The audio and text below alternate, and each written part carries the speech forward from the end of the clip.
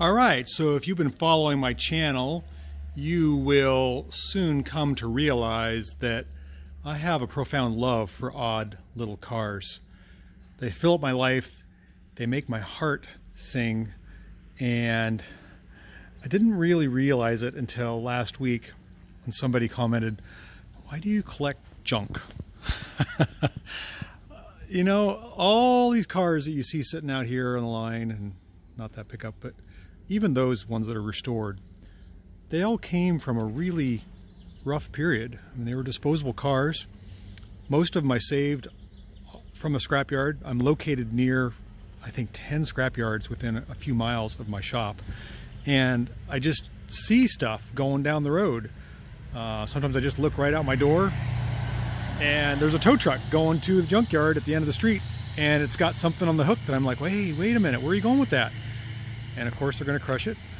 So I save it, and I've got a soft spot for that. So you'll see some junk laying around my yard, and I'm sort of proud of it because some of this junk becomes, well, I wouldn't say super valuable, but at least valuable in a sentimental way. So one of the cars that people have been asking me about is not really an old Honda like this one or that one, but there's that gold Honda Civic. I think it's an EK model. People have been asking me about that. That car's got a long history with me, and I'm going to pull it out of there once I get the battery charged, and we'll do a little walk around. I know it's sort of a more modern car, but you don't see them on the road much anymore. Here in Portland you do, but in other parts of the world or the country you don't. So let's get the battery charged, we'll pull it out, do a walk around, and see if we can re-energize your memory of when these cars were very, very popular. Okay, so the first thing I got to do to get to the gold car is to move the green car. So let's see if we can get this thing started up. My favorite spray down in there. Let's see if it'll start up. I think it will.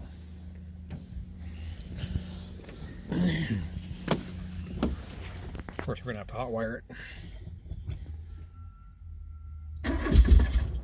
It's trying. Yes.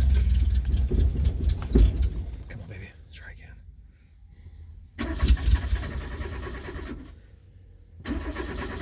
Oh. Okay, I think it's going to go now. Yeah, that's what I thought.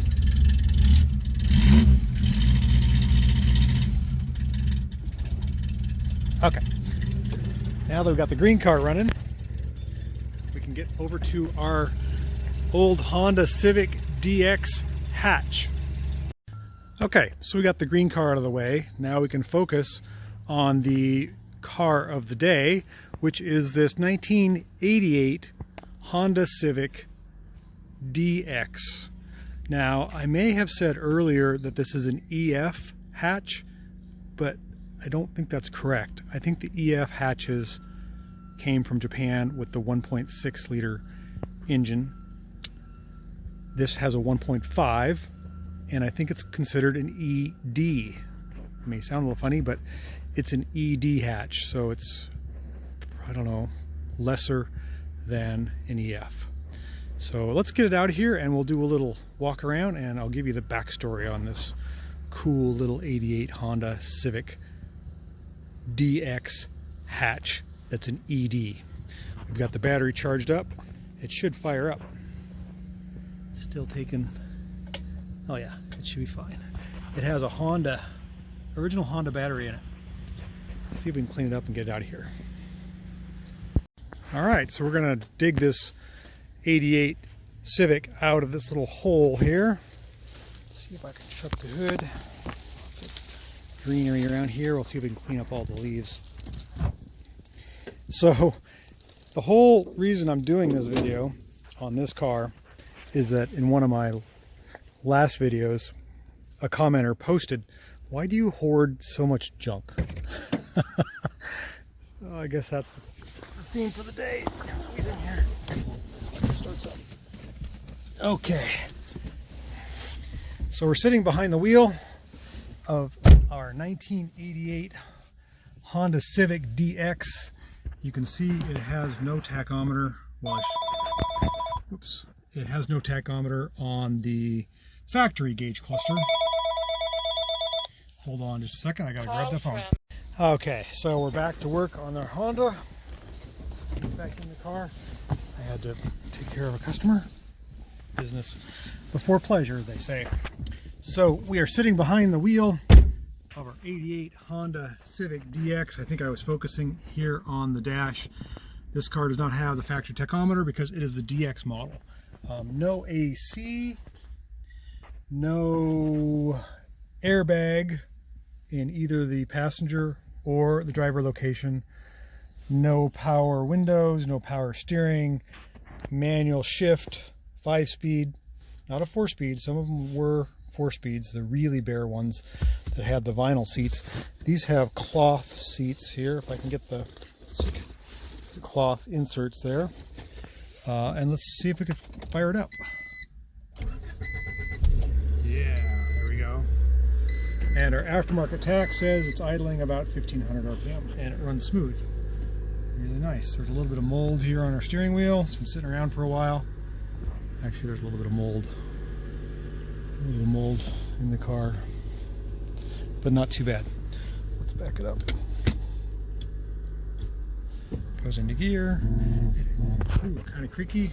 It does have 252,000 miles on it, but it just fired right up after sitting for a long time. Let's see if we can, it's kind of stuck in the weeds here. Let's back it up. Okay. Now I can get out and walk around. Let it warm up here. All right, so as I was saying, no clock, no AC, just basic. Does have a rear window defogger right there. And it does not have intermittent wipers, just low and high.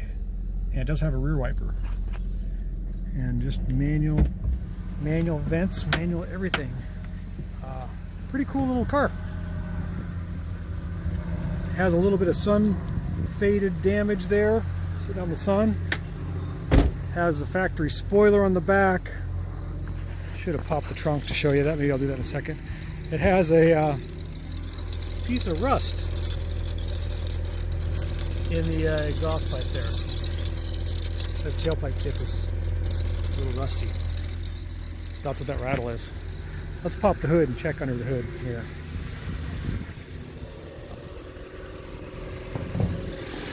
Ah, there we are.